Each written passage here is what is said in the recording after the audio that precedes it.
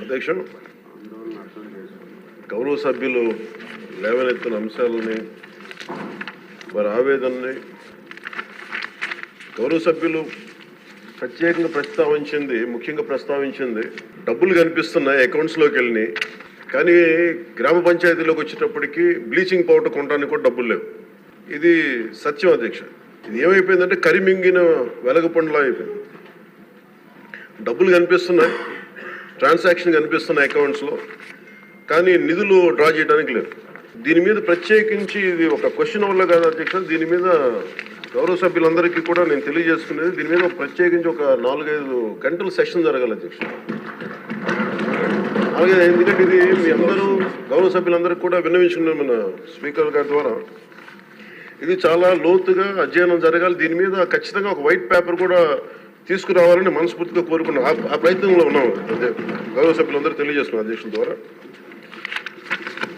So 2019 నుండి 24 ఇప్పటి దాకా 15th ఫైనాన్స్ కమిషన్ సంబంధించినంత వరకు 5,251 కోట్లు గ్రామ పంచాయతీల అకౌంట్లో పడ్డాయి. అలాగే 14వ ఫైనాన్స్ కమిషన్ సంబంధించి 2,336 కోట్లు అకౌంట్లో పడ్డాయి సార్. టోటల్గా 7,587 కోట్లు పడ్డాయి. కానీ అందులో 2,285 కోట్లు కరెంటు ఛార్జీల కొరకు ఏపీ డిస్కామ్ వారికి ఆర్థిక శాఖ పంపించేసింది. దీనికి గౌరవ సభ్యులు అడిగారు, దీనికి ఎవరు అనుమతి తీసుకున్నారని. ఎవరు అనుమతి తీసుకోలేదు, వాళ్ళ ఇష్టారాజ్యం, వాళ్ళు తీసేసుకున్నారు. అడిగేవాళ్ళు ఎవరు లేరు, సో వాళ్ళు తీసేసుకున్నారు. ఇది నేను రివ్యూలు చేస్తా ఉంటే అసలు ఇంకా మీరు అడుగుతున్నాయి చాలా తక్కువ. నాకు లోపల నుంచి ఒక చీమల దండులో వస్తున్నాయి సందేహాలు. సో మా అధికారులు అలసిపోతా ఉన్నారు సందేహాలు. మీకు జస్ట్ ఇది అందుకు నేను అడుగుతానంటే ఒక ప్రత్యేకంగా గౌరవ ముఖ్యమంత్రి గారికి కూడా నేను మీ ద్వారా తెలియజేసుకున్నాను అధ్యక్ష. దీని మీద ఒక స్పెషల్ పంచాయతీరాజ్ అవకతవకల మీద ప్రత్యేకమైన సెషన్ జరగాలి అధ్యక్ష దీని మీద. అలాగే ఇంకా 696 కోట్ల రూపాయలని విడుదల చేయాలి అధ్యక్ష. ఇంకా ఫైనాన్స్ డిపార్ట్మెంట్ దగ్గర ఉంది అధ్యక్ష. రవికుమార్ గారు అడిగిన ఇంకొక ప్రశ్న అధ్యక్ష, ఈ పాపులేషన్ ప్రకారం కేటాయించాలి కదా అంటే కేంద్రం వ్యత్యాసాల గురించి అడిగారు అధ్యక్ష.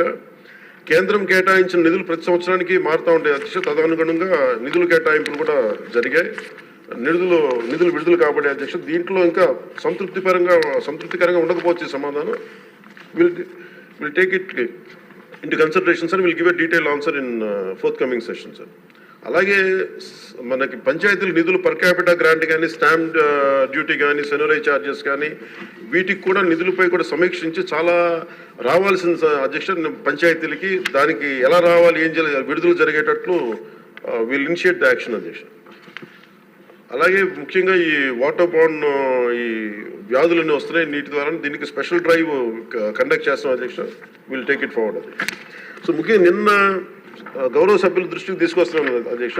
అంటే ఈ ఆలస్యం ఎందుకు జరిగింది అసలు మీరు కొంచెం రివ్యూ చేస్తున్నప్పుడు అధ్యక్ష టోటల్గా లోకల్ బాడీస్ సంబంధించి రివ్యూ చేసాం అధ్యక్ష. ఈ పంచాయతీలది దాంట్లో ఉండిపోయింది. ఇట్స్ 3 టైర్ లోకల్ బాడీ ఇది కాబట్టి సెంట్రల్ గవర్నమెంట్కి ఎలాంటి కాన్స్టిట్యూషనల్ గ్యారంటీ ఉందో, స్టేట్ గవర్నమెంట్కి ఎలాంటి కాన్స్టిట్యూషన్ గ్యారంటీ ఉందో, ప్రొటెక్షన్ ఉందో, పంచాయతీలకు కూడా అదే ప్రొటెక్షన్ ఉంది అధ్యక్ష. అక్కడ జాతిపిత మహాత్మా గాంధీ గారి ఫోటో పెట్టుకుని గ్రామ స్వరాజ్యం కోసం తపన పడే మనందరం కూడా ఈరోజు నలుగుతూ ఉన్నాం. కాకపోతే గత ప్రభుత్వం చేసిన తప్పులు ఎలా ఉన్నాయంటే అధ్యక్ష మొత్తం వదిలేశారు అధ్యక్ష. గాంధీ గారి ఫోటో వరకు దాన్ని పెట్టారు కానీ, అలంకారప్రాయంగా పెట్టారు కానీ నిజంగా ఆయన స్ఫూర్తిని గత ప్రభుత్వం తీసుకెళ్లేదు, ఈ ప్రభుత్వం తీసుకెళ్తాం అధ్యక్ష. అలాగే లోతుగా అధ్యయనం చేయబోయే బదులు చాలా సింపుల్గా అధ్యక్ష మీకు గౌరవ సభ్యులందరికీ చేస్తా ఉన్నాను. నిన్న మా అధికారులతో కూడా మాట్లాడుతూ ఉంటే ఈ కేంద్రం ప్రతి పంచాయతీకి బ్యాంక్ అకౌంట్ ఓపెన్ చేయమని అధ్యక్ష. అది చేయటం అంటే కీలకమైన కారణాలు ఏంటి, delay is not releasing due to releasing of అంటే భారతదేశ ప్రభుత్వం డిలే చేయలేదు అధ్యక్ష, సకాలానికి పంపించేస్తూ ఉంది. కానీ కొంతకాలం ఏమో పంచాయతీ మన ఎన్నికలు జరగకపోవటం వల్ల ఇంకొకసారి వీళ్ళు అడిగింది non integration towards PFMS by the state government. అంటే కేంద్రానికి సంబంధించిన పబ్లిక్ ఫైనాన్స్ మేనేజ్మెంట్ సిస్టమ్కి అనుసంధానం చేయమని అడిగారు. మొదటి 2 సంవత్సరాలు వీళ్ళు సరిగ్గా చేయకపోవటం వల్ల మేము నమ్మలేము, మిమ్మల్ని డైరెక్ట్గా పంచాయతీ ఖాతాల్లోకి వెళ్ళాలి, అందుకని మీరు పిఎఫ్ఎంఎస్కి మీరు అనుసంధానం చేయండి. అది చేయకపోవటం వల్ల కూడా అదొక మేజర్ డిలేస్ అధ్యక్ష. ఎలక్షన్స్ని నిర్వహించకపోవడం దానివల్ల కూడా ఆలస్యమైంది అధ్యక్ష. ఇవన్నీ చూస్తే నేను మీకు ప్రత్యేకించి ఈ సభకి నేను పంచాయతీరాజ్ శాఖ బాధ్యత తీసుకున్న నేను మీకు మాటిస్తున్నాను. మీకు దీంట్లో జరిగిన అవకతవకలు కానీ, గత ప్రభుత్వం చేసిన తప్పులు కానీ, అలాగే భవిష్యత్తులో మేము చేస్తున్న రోడ్ మ్యాప్ కానీ సవివరంగా మీకు తెలియజేసి ఈ కరెక్షన్స్ చేసుకొని గాంధీ గారి స్ఫూర్తిని, గ్రామ స్వరాజ్యాన్ని ఈ ప్రభుత్వం సంపూర్ణంగా పాటించి గ్రామ స్వరాజ్యం తాలూకు నిధుల్ని తిరిగి పంచాయతీలకే చెందేలాగా, తిరిగి పంచాయతీలకు వచ్చేలా మేము చర్యలు తీసుకుంటాం. మీ అందరికీ గౌరవ అధ్యక్షుడు గారు తెలియజేస్తున్నాం.